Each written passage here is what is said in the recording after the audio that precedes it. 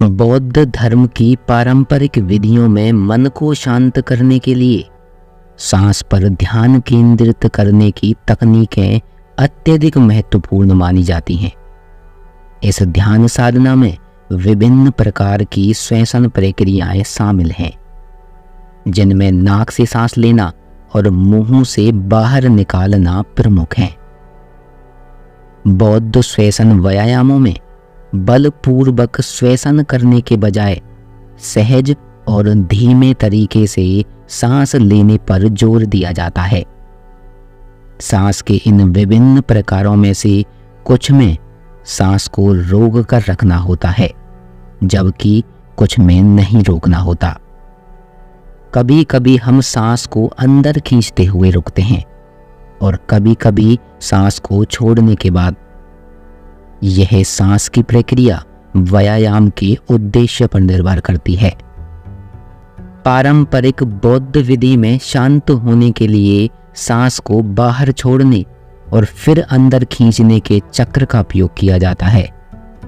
इस चक्र में बाह्य श्वसन पर रुकना संभव है, ताकि सांस को अंदर खींचने की बलपूर्वक आवश्यकता न हो। इस सरलतम विधि में सांस को अंदर खींचने के बाद उसे रोकना नहीं होता। हालांकि कुछ अन्य विधियों में ऐसा किया जाता है। सांस छोड़ने और खींचने के इस चक्र का मुख्य उद्देश्य मन को शांत करना है, क्योंकि इस प्रक्रिया में अधिक एकाग्रता और ध्यान की आवश्यकता होती है। इसलिए यह मन को शांत करने में सहायक होता है। यदि हमारा मन बहुत विचलित है तो सांस के चक्रों पर ध्यान केंद्रित कर उन्हें गिन सकते हैं। मतलब सांस अंदर ली और फिर बाहर छोड़ी, ये एक चक्र बना, ऐसे गिन सकते हैं। लेकिन यदि हमारा मन अपेक्षाकृत शांत है तो गिनने की कोई आवश्यकता नहीं, केवल सांस पर ध्यान केंद्रित करना ही पर्याप्त है। ध्यान की पारंपरिक विधियों के संदर्भ में हम 3 संभावित विधियों का प्रयोग कर सकते हैं। हमें अपनी स्थिति के अनुसार उचित विधि को अपनाना चाहिए। पहला, यदि हम बहुत अधिक तनावग्रस्त हैं तो सामान्य पश्चिमी रीति से सांस की गिनती करें। मतलब एक बार अंदर और एक बार बाहर, इसको एक गिनें। दूसरा, यदि हम उतने अधिक तनावग्रस्त नहीं हैं परंतु हम एकाग्रचित नहीं हैं तो पारंपरिक विधि से गिनती कर सकते हैं। मतलब पहले सांस बाहर छोड़ना, फिर कुछ देर रुकने के बाद अंदर खींचना। और तीसरा, यदि हमारा चित्त अपेक्षाकृत शांत है तो गिनने की आवश्यकता नहीं, केवल सांस पर ध्यान केंद्रित करना ही पर्याप्त रहेगा। बौद्ध शिक्षाओं की एक महत्वपूर्ण विशेषता है विधियों की विविधता।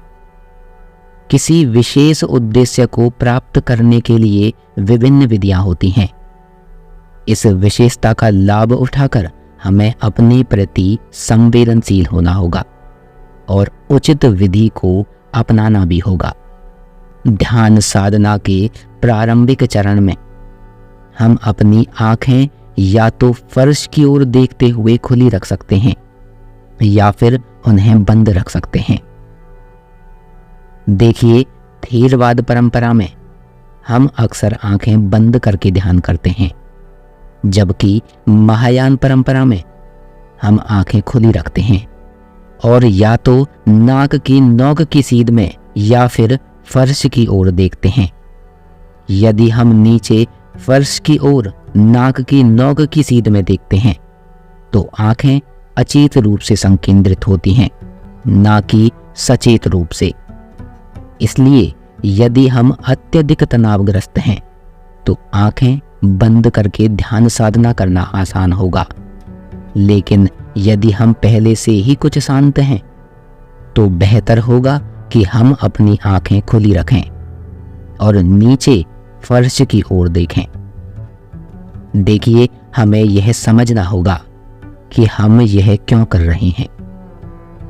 क्या किसी प्रकार के अपराध बोध के कारण, किसी प्रकार के सामूहिक दबाव के कारण, या फिर किसी सामाजिक अवसर के रूप में? हम इसे 3 संभावित लक्ष्यों के संदर्भ में समझ सकते हैं। पहला, केवल इस जीवन काल में अपने संबंधों को बेहतर बनाने की कोशिश करना। दूसरा, इसे मोक्ष एवं ज्ञानोदय प्राप्ति की ओर पहले पड़ाव के रूप में देखना। और तीसरा, इसे विशुद्ध सविस्तृत धर्म के परिप्रेक्ष्य में मोक्ष एवं ज्ञानोदय प्राप्ति की ओर एक कदम समझना। हमें अपने लक्ष्य की पुनः पुष्टि करनी होगी और इसके प्रति गंभीर भी रहना होगा। ऐसे ही ध्यान करने की भूल ना करें। सबसे पहले लक्ष्य निर्धारित करें कि आप ध्यान कर क्यों रहे हैं। ध्यान साधना के दौरान एकाग्रता के साथ सुनने का सचेत प्रयास करें। यदि ध्यान भटकता है तो उसे वापस खींच कर लाने का प्रयास करें। आसन में सीधे बैठें, लेकिन अकड़ कर नहीं। यदि ऊर्जा में कमी अनुभव होती है तो उसके स्तर को ऊंचा उठाने के लिए सर को सीधा रखें, आंखों को ऊपर उठाएं और दोनों भौं के बीच के बिंदु पर ध्यान केंद्रित करें।